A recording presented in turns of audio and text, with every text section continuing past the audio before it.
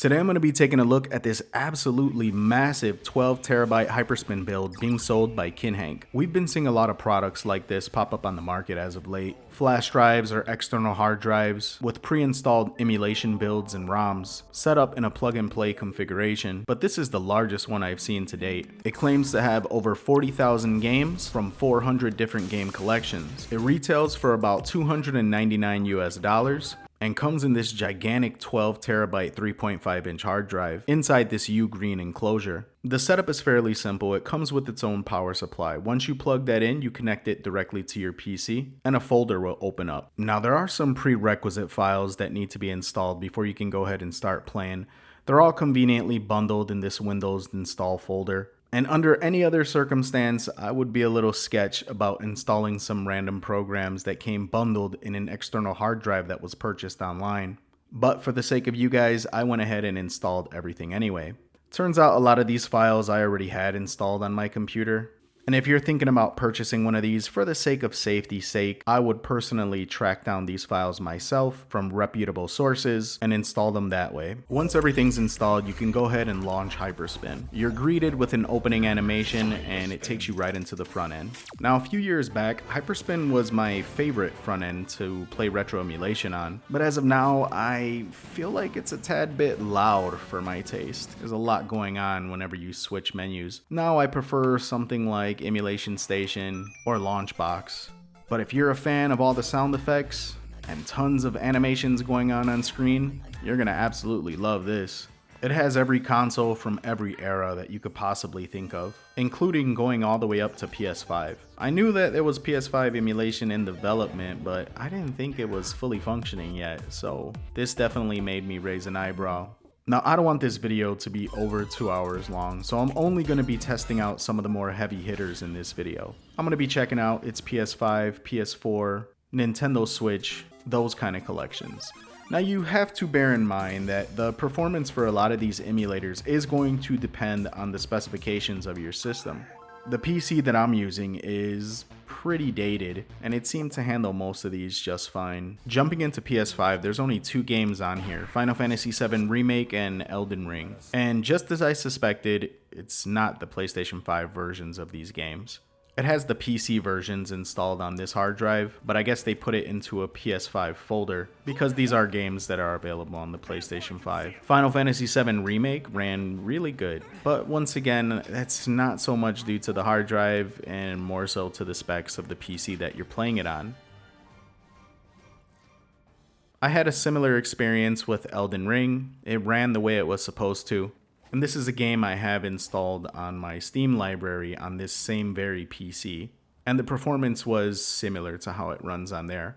One of my concerns with the 3.5 inch hard drive was that the speed might get a little choked up with a slower media device, but that wasn't the case. These games seem to run pretty good.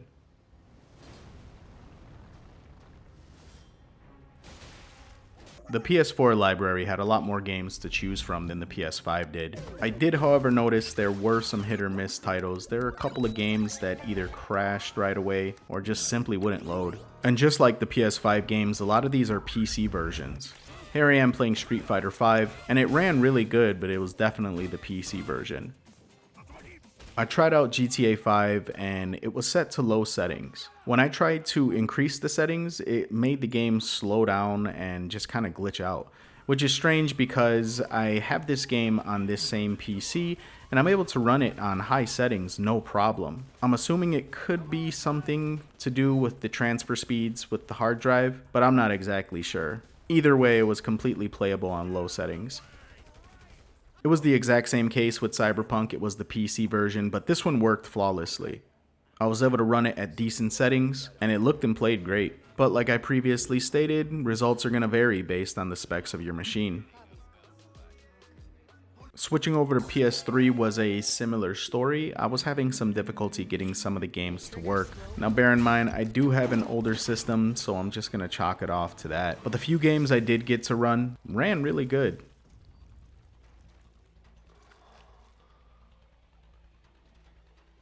Now, where I feel the real meat and potatoes of this hard drive lie is in its older console emulation, like PlayStation 2. PlayStation 2 had a massive library, and all of the games seemed to run really good.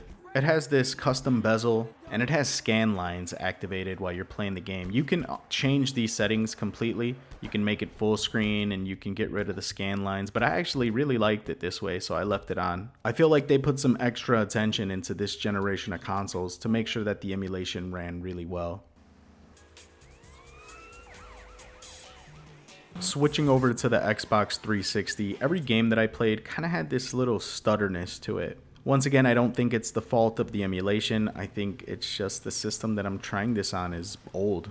I tried it on one other PC, but that PC wasn't that much more powerful than the one I was using previously, so I had similar issues. The collection was pretty solid if you don't mind having the Asia Pacific version of some of these games. Despite me not being able to get it working great, I was still overall impressed with the library that it had on here. The OG Xbox emulation on here was pretty disappointing. For starters, the library is missing some of the key games that came out for that console. There's no Halo, no MechAssault, and a lot of the games that were multi-platform from that era, when you click it, it takes you directly to the PlayStation 2 version, which I know that doesn't sound like a big deal, but if you were an Xbox head from back in the day, you know that there's a big difference between the PS2 version and the Xbox version for a lot of these games. It feels like they just kind of slapped this category together, and overall they just dropped the ball when it comes to OG Xbox. But it wasn't all bad. The few Xbox exclusives that actually were on here seemed to run pretty good.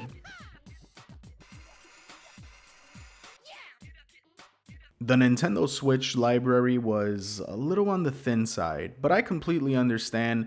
The last people whose toes you want to step on is Nintendo when it comes to stuff like this. But I do have a hard drive from these guys that I purchased, I want to say a year or so ago, and the library on there was much more beefy than what's on here. Once again, I understand why that's the case, it's just a tad bit disappointing. Performance-wise though, all of the games on here looked and ran great. Wii U had a much more impressive library, and every game I tried looked and ran great. It's a shame that this console didn't have a larger fan base. There are some absolute bangers that came out for it. I was having a blast reliving some of these, and I was overall pleased with what was included for the Wii U. The Wii, very similar to the Wii U, had a lot of games to choose from, and everything seemed to work. The only problem you're going to have with Wii emulation is converting a lot of the motion controls to work on a gamepad. But the Wii was just one of those really special consoles that the only real way to enjoy it is to play it on the actual hardware. GameCube was amazing. I was so afraid that they were going to do the exact same thing that they did to the OG Xbox, but that wasn't the case. Everything was here. Eternal Darkness was on here. Metal Gear Solid Twin Snakes on here. And they even have those filter options like the scan lines available for the GameCube games also. Out of everything I tried, this is probably my favorite. Its GameCube selection was solid, and they did not disappoint. So the 12 terabyte Hyperspin build by KinHanK. I have to say they did a pretty good job. They included a lot of good games, there aren't that many repeats, and it seems like they kept the fluff to a bare minimum. If you're someone who's looking to build a retro emulation library, look no further. This has everything that you need. I know the price tag might be a little bit of a turnoff for some people, but this is like our entire childhood put into one little box. If you guys want to see me try some more emulators in another video, let me know in the comments section. I don't have a problem doing a follow-up for this thing. I had a lot of fun with it. If you guys are interested in this 12 terabyte monster emulation hard drive, I'll put links in the description below. Until next time, this is Ness, signing out.